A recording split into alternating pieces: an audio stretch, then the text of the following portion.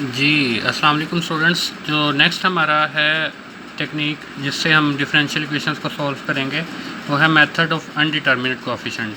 अच्छा, इसमें भी हम उसी तरह से ही हमारे पास प्रॉब्लम होगी जो हमने 10.2 में हमने सीखा था कि आपके पास इस तरफ जो है वो एक्सपोनेंशियल हो सकता है, यहाँ पे आपके पास पॉलिनोमियल हो सकती है, यहाँ पे साइन या कोस का कोई ट्रिग्नोमेट्रिक फंक्शन हो सकता है, या इनकी कोई पेयर फॉर्म, मतलब पेयर का मतलब प्रोडक्ट फॉर्म हो सकती है किसी भी दो फंक्शंस की, या वो दोनों कोई फंक्शन ऐड और सब्ट्रैक्ट हो सकते हैं।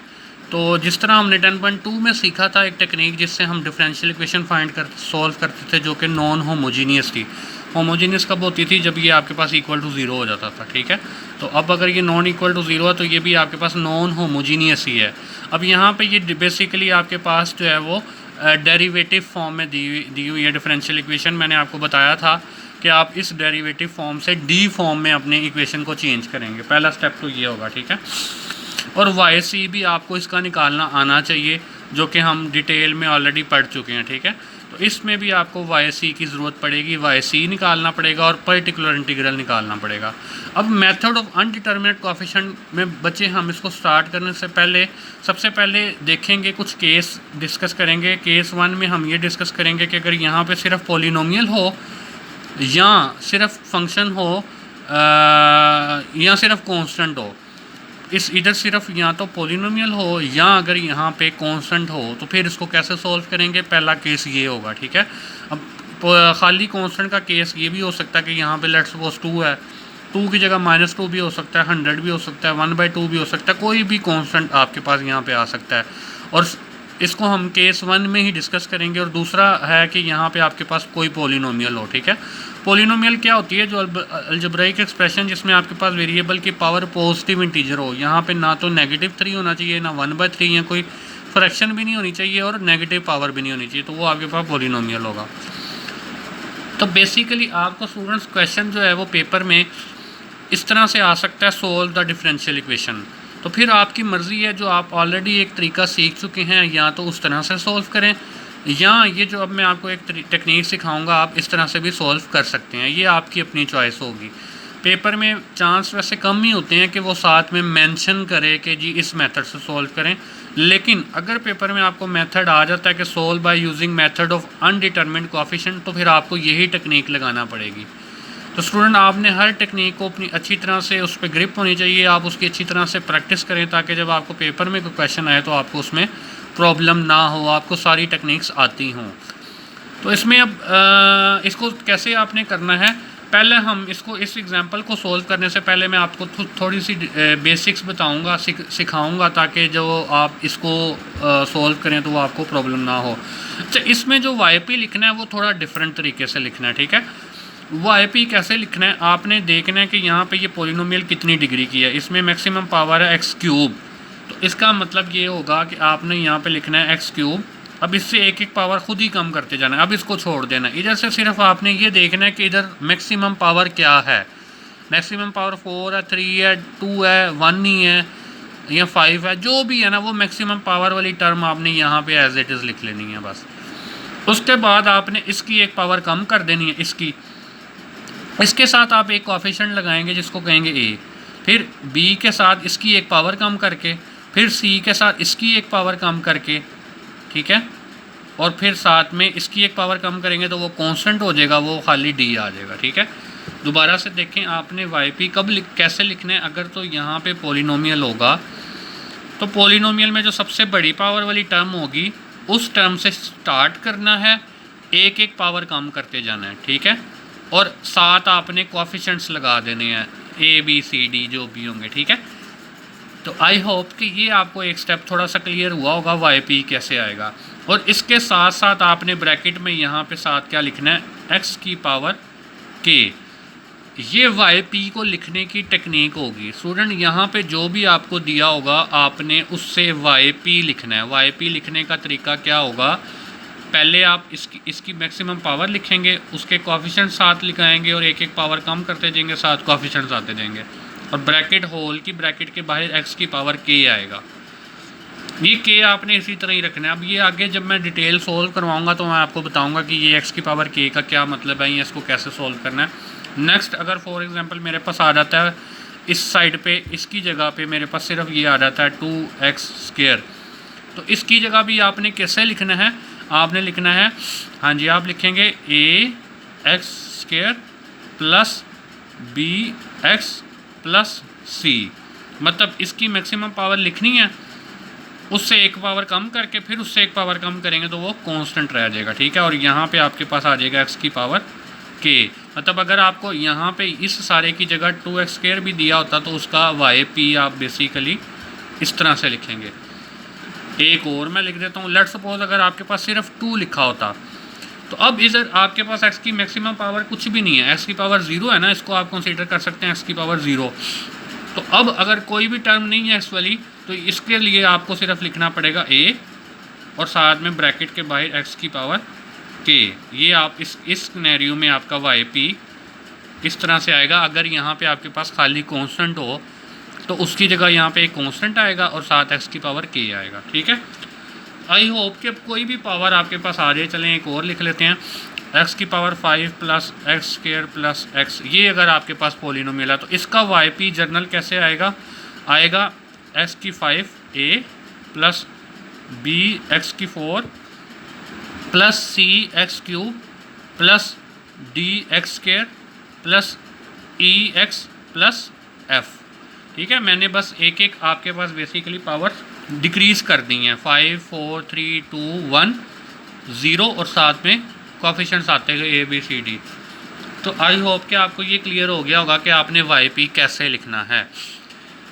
अब अगर आपके पास कोई क्वेश्चन आता है जिसमें आपके पास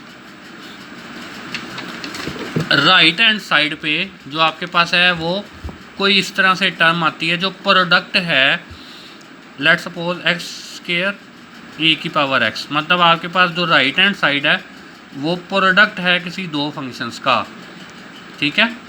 लेट्स सपोज ये आपके पास नेक्स्ट केस आता है। अब यहाँ पे आप अगर ध्यान से देखें तो ये x² भी है, e की पावर x है। अब यहाँ पे आपके पास दो फंक्शंस का बेसिकली प्रोडक्ट आ रहा है, ठीक है। अब इस तरह की प्रोडक्ट फॉर्म अगर आएगी तो इसको किस तरह, इसको हम केस 2 कह सकते हैं, ठीक है।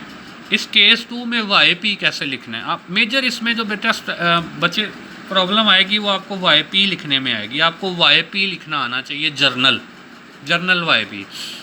तो ये किस तरह आएगा, इसमें कोई प्रॉब्लम नहीं है, इसमें आपने yp इसको देख के लिखना है, इसको, ठीक है।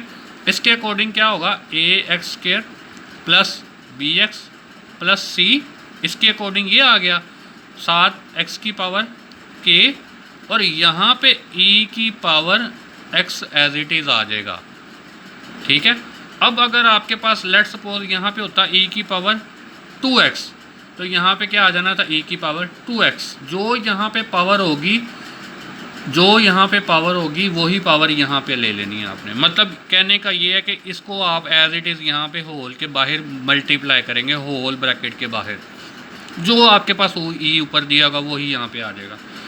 मतलब इसमें भी कोई प्रॉब्लम नहीं है, बस आपने बेसिक आपने इसको देखना है। मतलब इसको किस तरह से आपने इसको देखना है कि आपने इसकी मदद से ही बेसिकली yp इस केस में भी लिखा जाएगा, ठीक है। तो यहाँ पे अगर फॉर एग्जांपल इस तरह होता है x e की पावर 3x, इधर इसको किस तरह लिखेंगे जी, हाँ जी, ax प्लस b होल की ब्रैकेट x की पावर k और e की पावर 3x, ये इसका yp जर्नल बनेगा। अच्छा स्टूडेंट, आपने इसको आंसर नहीं समझ लेना कि ये yp डायरेक्ट आंसर आ गया, ये ऐसे आंसर नहीं है, इसको भी हम सॉल्व करेंगे।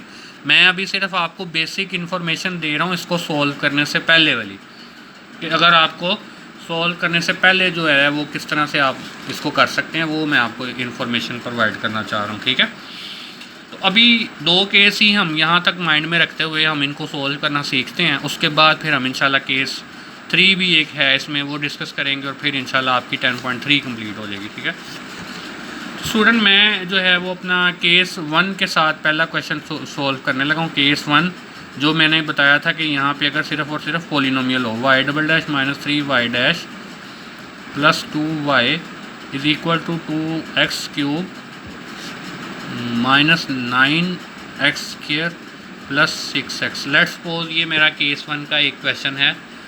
अब इसमें आपने क्या करना है, आपने सबसे पहले सोल्यूशन में आपको वाई सी ही फाइंड करना है। और अब आप लोगों को वाई सी की काफ़ी प्रैक्टिस हो चुकी होगी, इसलिए मैंने आपको जो फर्स्ट 10.1 करवाई थी उसमें मैंने आपको डिटेल में उसकी एक्सप्लेनेशन दी थी कि वो बार बार यूज़ होनी है, और आपसे रिक्वेस्ट की थी कि आप इसकी प्रैक्टिस करें ताकि आपको ये वाई सी में मसला ना आए। चलें, अब इसका जो वाई सी आएगा स्टूडेंट्स, वो बेसिकली आएगा आपके पास सेकेंड ऑर्डर की डिफरेंशियल इक्वेशन है तो 2 टर्म्स आएंगी। एक आएगा c1 e की पावर x और दूसरा आएगा c2 e की पावर 2x। ठीक है, अब आपने बेसिकली वाई सी सबसे पहले लिखना है। अब जब आपने वाई पी जर्नल लिखना है ना, वो आपके पास क्या होगा, हाँ जी, यहाँ पे अगर हम देखें तो एक्स क्यूब है तो क्या आएगा a x cube plus b x square plus c x plus d into whole की पावर एक्स के। ये जो मैंने अभी आपको सिखाया डिटेल में, ये आपने लिख लिया। ठीक है, अब वेरी वेरी इंपॉर्टेंट स्टेप अब आपका जो है वो क्या होगा, वो बहुत बहुत इंपॉर्टेंट स्टेप है। वो ये है कि आपने यहाँ पे के की वैल्यू सेलेक्ट करनी है। के की वैल्यू कैसे सेलेक्ट करनी है, के आपके पास होगा के इज़ स्मॉलेस्ट नॉन नेगेटिव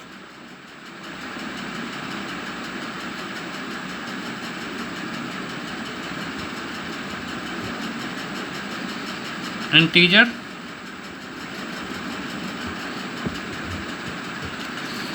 आपके पास के स्मॉलेस्ट नॉन नेगेटिव इंटीजर होगा विच विल, मैं आपको भी एक्सप्लेन करता हूँ ताकि मैं लिख रहा हूँ ताकि आप इसको नोट करें। विच विल इंश्योर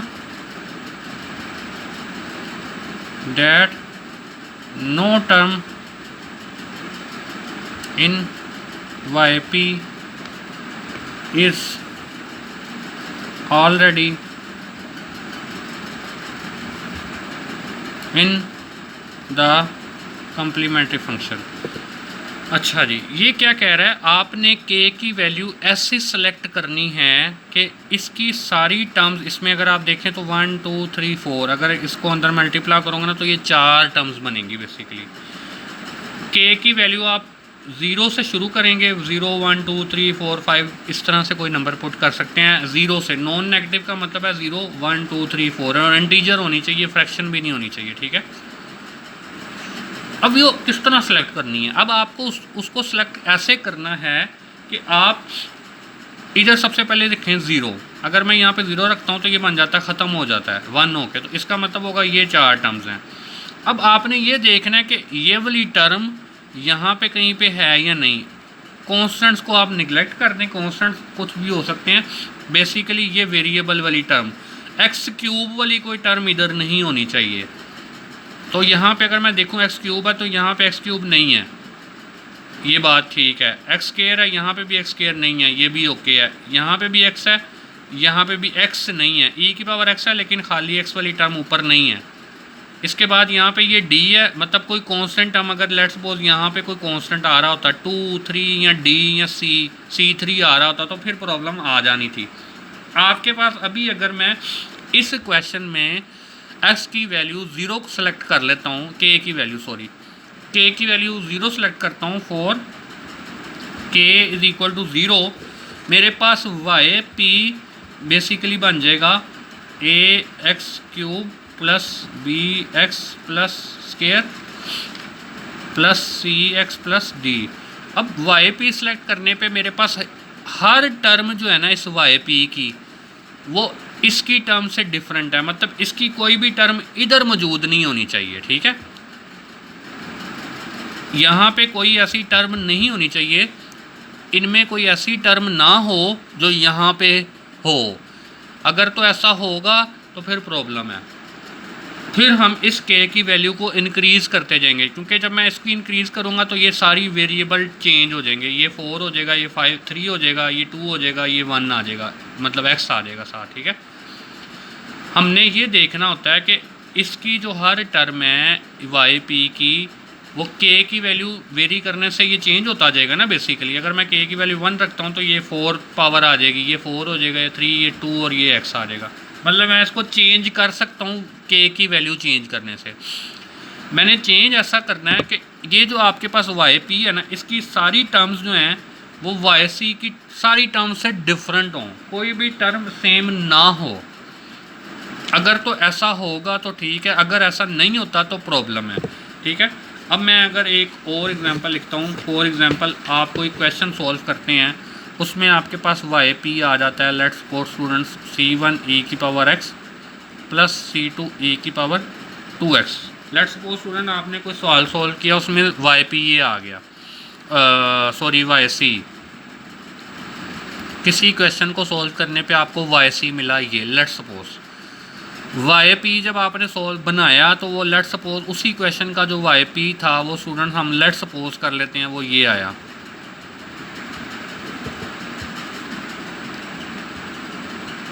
ठीक है स्टूडेंट, अब मैं आपको बेसिकली समझा रहा हूँ कि ये के की वैल्यू कैसे सिलेक्ट करना चाह रहे हैं हम, ठीक है। अब अगर आप इधर के की वैल्यू 0 रखते हैं तो आपके पास ये सिंप्लीफाई होके क्या बन जाएगा, ये आएगा AX³ सॉरी AX² e की पावर x। ये 0 हो गया ना तो ये ख़त्म हो जाएगा, तो ये AX² e की पावर x मल्टीप्लाई होके आ जाएगा प्लस BX e की power x plus C e की पावर x। अब जब मैंने x की k की वैल्यू 0 रखी ना स्टूडेंट इस केस में, तो मुझे देखने में ये मिला x² e की पावर x ऊपर नहीं है, ऊपर c है। कॉन्स्टेंट्स को आप निगलेक्ट करेंगे, ठीक है ना, मतलब ये कॉन्स्टेंट और ये कॉन्स्टेंट को छोड़ दें, वेरिएबल वाली टर्म्स देखें। मतलब इधर वेरिएबल वाली टर्म ये है x² e की पावर x, वो यहाँ पे मौजूद नहीं है, ओके है, प्रॉब्लम नहीं है। x e की पावर x वो भी यहाँ पे मौजूद नहीं है, e की पावर x और e की पावर 2x ही है बस, ठीक है। इसका मतलब है ये भी ठीक है, ये भी ठीक है। अब अगर मैं तीसरी देखूँ ना e की पावर x, तो वो e की पावर x यहाँ पे मौजूद है। मतलब कि ये वाली और ये वाली टर्म बेसिकली कंबाइन हो गई, मतलब ओवरलैप कर गई, आप ये कह लें, या वो सेम हो गई।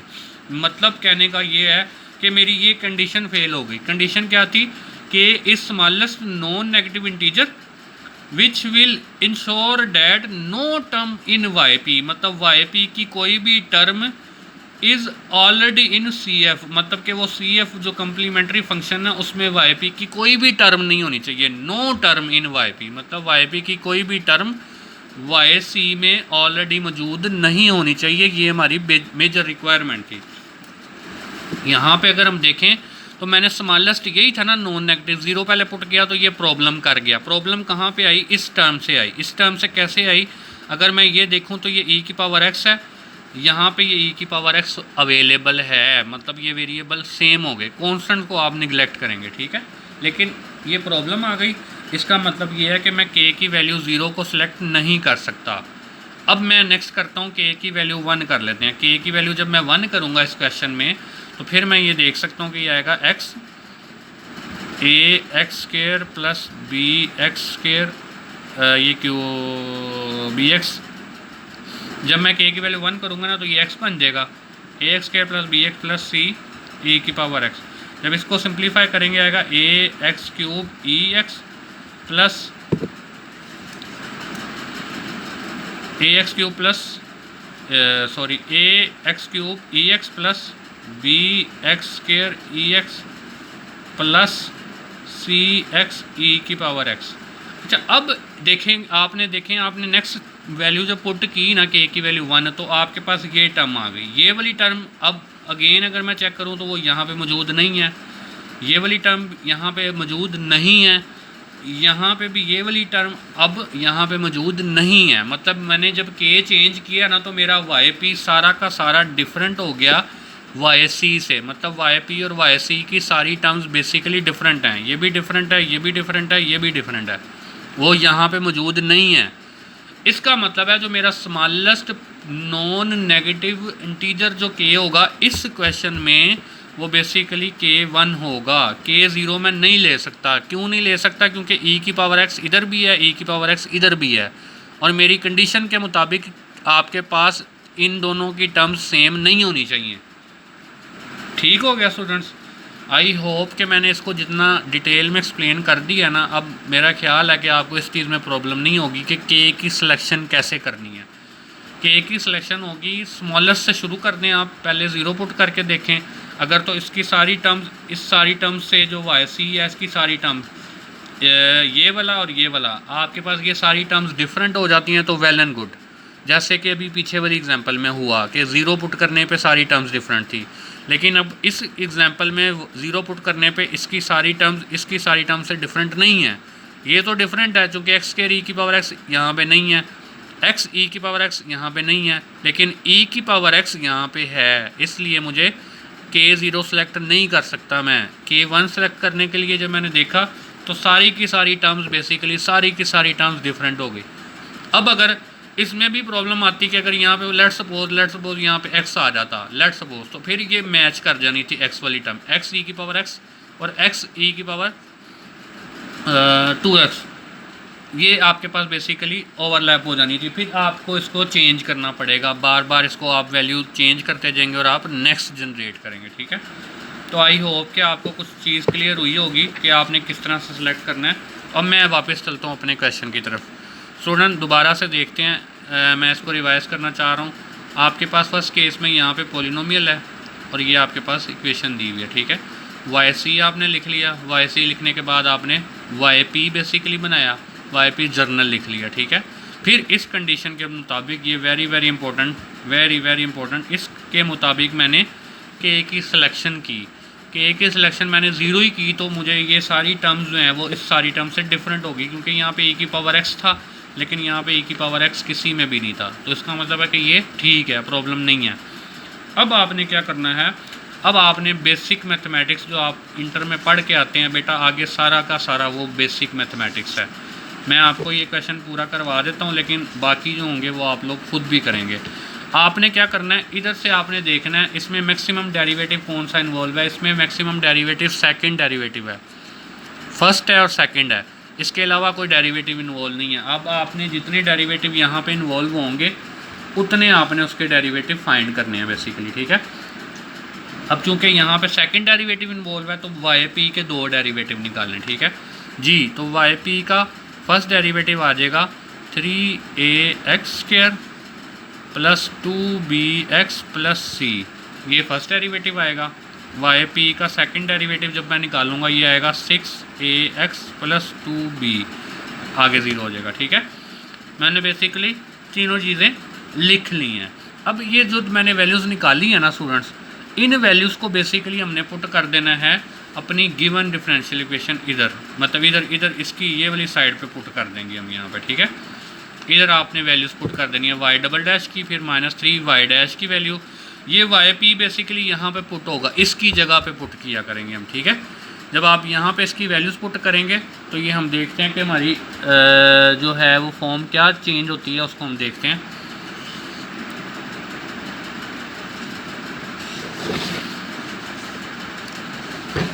तो जब मैं इसकी वैल्यू इधर पुट करूँगा 6ax प्लस 2b, इधर वाई स्क्वायर की जगह वाई डबल डैश की जगह, हाँ जी वो था हमारे पास 6ax, ये मैं यहाँ से वैल्यू पुट कर रहा हूँ। ठीक है, ये आप देख सकते हैं 6ax प्लस 2b यहाँ पे पुट हो रही है। ठीक है, ये जो आपका क्वेश्चन था। फिर -3y डैश, वाई डैश क्या था, वो ये था, वाई डैश था 3ax² प्लस 2bx प्लस सी। ठीक है, और फिर प्लस 2y, तो वो y ये होगा plus 2 into y ax³ plus bx² plus cx plus d। ठीक है स्टूडेंट, अच्छा ये मैंने बेसिकली क्या किया है, आपके पास ये जो आपके पास क्वेश्चन था ना स्टूडेंट, ये क्वेश्चन था, इधर मैंने वाई डबल डैश वो वैल्यू पुट की -3, फिर ये वाई डैश की जगह पे वैल्यू पुट की, और फिर ये 2 + 2 और ये वाई पी की वैल्यू जो हमने निकाला था ना वाई पी जर्नल, वो ये है। ठीक है, मतलब जो आपने बेसिकली ये जो वाई पी लिखा होगा ना, ये वाई पी पर्टिकुलर इंटीग्रल, ये बेसिकली आपने जितने डेरिवेटिव यहाँ पे इन्वॉल्व होंगे उतने डेरिवेटिव इस वाई पी जो जर्नल लिखा था उतने उसके डेरिवेटिव निकालने हैं, और वो आपने 1 बाय 1 यहाँ पे पुट कर देने। ठीक है, और right hand side as it is आ जाएगी, ये right hand side as it is आ गई। ठीक है, अब आपने ऐसा करना है कि इस इक्वेशन को सोल्व करना है, जो इंटर में आप पार्शियल फ्रैक्शन करते थे ना, बस उस तरह से सोल्व करना है। ए बी सी डी की वैल्यू निकालनी है। ए बी सी डी की जो वैल्यू आपके पास आएगी ना, वो बेसिकली हम यहाँ पे पुट कर देंगे, यहाँ पे ए बी सी डी जो हमने वाई पी लिखा होगा, तो वो आपका फाइनल सोल्यूशन आ जाएगा वाई पी का। मतलब नाम ही आपको इस टॉपिक का बता रहा है कि मेथड ऑफ अनडिटरमिन्ड कोएफिशिएंट। ये देखें ना, ये अनडिटरमिन्ड कोएफिशिएंट्स है ना, इनको हम फाइंड करेंगे, ठीक है। तो वो इसी तरह से ही होगा, जस्ट आपने इसको सिंप्लीफाई करना है, ठीक है। मैं अगर इसको थोड़ा सिंप्लीफाई करूँ तो ये आएगा 6ax प्लस 2b माइनस ये आ जाएगा 9ax², ये आएगा minus 6bx minus 3c plus 2ax³ plus 2bx² plus 2cx plus 2d is equal to 2x³ minus 9x² plus 6x। तो स्टूडेंट सबसे पहले अगर मैं x³ का कोएफिशिएंट देखता हूँ, x³ का यहाँ पे तो 2 है, यहाँ पे हम देखते हैं x³ के कोएफिशिएंट क्या हैं। वो अगर हम देखें तो ये आता है 2a, ठीक है। और अगर x³ का कोई कोएफिशिएंट यहाँ पे हो जो कि नहीं है, और यहाँ पे आपके पास x³ का कोएफिशिएंट 2 है, ठीक है। मैंने x³ का कोएफिशिएंट कंपेयर x³, जब मैं x³ के कोएफिशिएंट्स को कंपेयर कर रहा हूँ तो स्टूडेंट मुझे देख के ही पता चल गया कि 2a इज इक्वल टू 2, तो a आपके पास आ जाएगा 1, ठीक है। ये वही इंटरवल वाला टेक्निक है, इसमें कोई भी नई चीज़ नहीं है। नेक्स्ट मैं करता हूँ कंपेयर x²। जो स्क्वायर वाली टर्म्स हैं वो अगर मैं यहाँ पे देखूँ तो वो आ रही है -9a, और को स्क्वायर वाली टर्म अगर हम देखें तो ये आ रही है +2b, ठीक है। और यहाँ पे अगर हम देखें तो वो आ रहा है -9, ठीक है। मैंने इसको कंपेयर किया है स्क्वायर वाली टर्म्स को। जब स्क्वायर वाली टर्म्स को कंपेयर करेंगे तो ये राइट हैंड साइड पे -9 है और ये लेफ्ट हैंड साइड से ये आ गई। अब ये 1 यहाँ पे पुट करते हैं तो ये आपके पास आ जाएगा -9 plus 2b is equal to -9। ये -9 से कैंसिल आउट हो जाएगा। 2b बेसिकली b यहाँ पे आपके पास क्या हो जाएगा 0, ठीक है स्टूडेंट्स। ये b आप अगर देखें तो ये आपके पास 0 हो गया ना, ये 2 डिवाइड होके ख़त्म हो जाएगा 0, ठीक है। b आपके पास 0 हो जाएगा, 9 से कैंसिल हुआ तो ये 2 इधर जाके ख़त्म हो जाएगा, ठीक है। नेक्स्ट आपने कंपेयर करना है x को, ठीक है। कंपेयर x वाली टर्म यहाँ पे अगर मैं देखूँ तो क्या है 6a है, पहली क्या है 6a। फिर अगर मैं देखूँ तो नेक्स्ट है -6b, ठीक है। फिर नेक्स्ट 6a है, फिर -6b है, फिर 2c है, और इक्वल टू आपके पास आ जाएगा x वाली टर्म यहाँ पे 6 है, ठीक है स्टूडेंट्स। पहले स्क्वायर क्यूब वाली की, फिर स्क्वायर वाली की, फिर x वाली की, ये आ गई, ठीक है। अब अगर मैं इधर वैल्यूज पुट करता हूँ, a की वैल्यू 1, b की वैल्यू 0, हाँ जी यहाँ पे 1 पुट करेंगे तो ये आ जाएगा जी स्टूडेंट। जब 1 पुट करेंगे 6 बन जाएगा, ये 0 हो जाएगा, ठीक है। नेक्स्ट आपके पास plus 2c is equal to 6, ये भी 6 - 6 ख़त्म हो जाएगा, ठीक है। तो 2c इज इक्वल टू 0, और यहाँ से c भी आपके पास 0 हो गया, ठीक है। ये आप देख सकते हैं कि ये 6 - 6 कैंसिल आउट हो जाएंगे, फिर ये 2c उधर 2 डिवाइड हो जाएगा तो c भी 0 हो जाएगा, ठीक है। नेक्स्ट अगर मैंने कंपैरिजन करना है तो लेट्स से मैं कंपैरिजन करूँगा कांस्टेंट टर्म्स का जिसमें x इन्वॉल्व ना हो, तो वो अगर मैं देखूँ तो वो आपके पास आएगा 2b, ठीक है। और अगर यहाँ से देखें तो ये -3c, ठीक है। और अगर हम देखें तो 2d, ठीक है ना। ये देखिए यहाँ पे था 2b, ये मैंने लिख लिया। नेक्स्ट -3c था, वो भी लिख लिया। फिर उसके बाद तीसरी टर्म थी 2d, वो भी लिख ली। और इधर से जो थी वो 0 है क्योंकि यहाँ पे कांस्टेंट टर्म ही नहीं है, ठीक है। तो अब मेरे पास b c जो थे वो दोनों 0 थे, ये मैंने ऑलरेडी निकाले हुए थे b c 0 0, ठीक है। तो ये 0 0 होने की वजह से ये आपके पास 0, ये भी 0, तो 2d बेसिकली क्या हो जाएगा 0।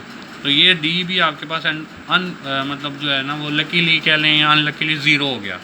तो मेरे पास जो आंसर आया वो सिर्फ a का आया जो कि 1 है, बाकी सारे 0 हो गए। लेकिन ये हर क्वेश्चन में ऐसा नहीं होगा कि हर क्वेश्चन में 0 हो जाएंगे। आप उसको सॉल्व करेंगे, जो भी वैल्यूज़ आएगी वो इसी तरह ही निकलेगी। इन वैल्यूज़ को आपने फाइंड करने के बाद अब आपके पास a 1 है, बाकी सारे 0 हैं।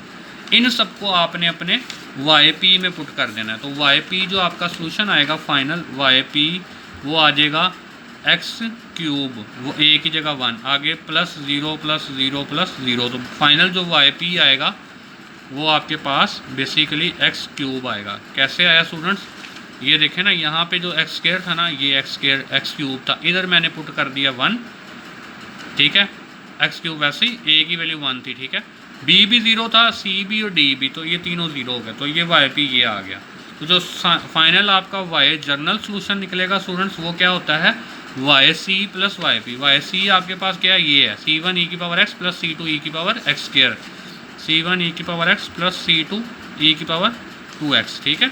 ये वाला वाई सी मैंने लिख लिया ये, और साथ में वाई पी क्या आ गया, एक्स क्यूब। तो ये आपका फाइनल सोल्यूशन होगा, जिसको कहते हैं मेथड ऑफ अनडिटरमिन्ड कोएफिशिएंट्स। मैं फ़ौरन से इसको रिवाइज़ करना चाहता हूँ ताकि आपको इसमें कोई प्रॉब्लम ना हो, ठीक है। तो आप ज़रा ध्यान से देखिएगा कि ये किस तरह से हमने सॉल्व करना है, ताकि आप जब प्रैक्टिस करें तो आपको कोई इशू ना आए। स्टूडेंट्स चलें, हम अगर इसको देखें तो ये आपके पास पोलिनोमियल वाला केस है, या अगर यहाँ पे कोएफिशिएंट सिर्फ कांस्टेंट भी होगा तब भी इसी तरह से ही आप उसको सॉल्व करेंगे। सबसे पहले आपने वाई सी लिख लेना है। वाई सी आपके पास बेसिकली ये आएगा, और ये कैसे आएगा आप इसको अच्छी तरह जानते हैं कि पहले इसकी डी फॉर्म बनाएंगे, उसके बाद उसके ऊपर क्वाड्रेटिक फार्मूला डालें। चूँकि ये सेकंड ऑर्डर की है तो क्वाड्रेटिक फार्मूले से आ जाएगा सोल्यूशन। अगर मैं आपको बताऊं तो डी के बेसिकली क्या आएंगे, 1 और 2, तो वो ये 1 और 2 के साथ आ गया, ठीक है। उसके बाद आपने वाई पी लिखना है। वाई पी लिखना है जर्नल। वो जर्नल कैसे लिखना करना है वो मैंने आपको ऑलरेडी बता दिया। ये आपने वाई पी लिख लिया, जो कि मैंने बड़ी डिटेल में आपको एक्सप्लेन किया। उसके बाद आपने के की वैल्यू सेलेक्ट करनी है। के ऐसा होना चाहिए जो स्मॉलेस्ट भी हो, मतलब ऐसा नहीं होना चाहिए कि आप डायरेक्ट ही 5 पुट कर दें, 0 को चेक ही ना करें, ऐसा नहीं है। पहले आप 0 चेक करेंगे, फिर 1, फिर 2, फिर 3, 1 बाय 1 आपको चेक करना है, ठीक है। नॉन नेगेटिव भी होना चाहिए, non negative integer. Non negative हो मतलब कि नेगेटिव नंबर नहीं आप ले सकते, और इंटीजर का मतलब है कि फ्रैक्शन में टर्म नहीं होगी, ठीक है, इंटीजर होगा। और उसकी कंडीशन क्या होनी चाहिए कि वो क्या करे, वो ऐसा वैल्यू हो जो आपके पास इसकी सारी टर्म्स जब आप अंदर मल्टीप्लाई करें, सिंप्लीफाई करें मतलब, तो इसकी सारी टर्म्स वाई सी की सारी टर्म्स से डिफरेंट आएँ। ये मैंने डिटेल में अभी आपको समझाया कि वो किस तरह से डिफरेंट हों, ठीक है।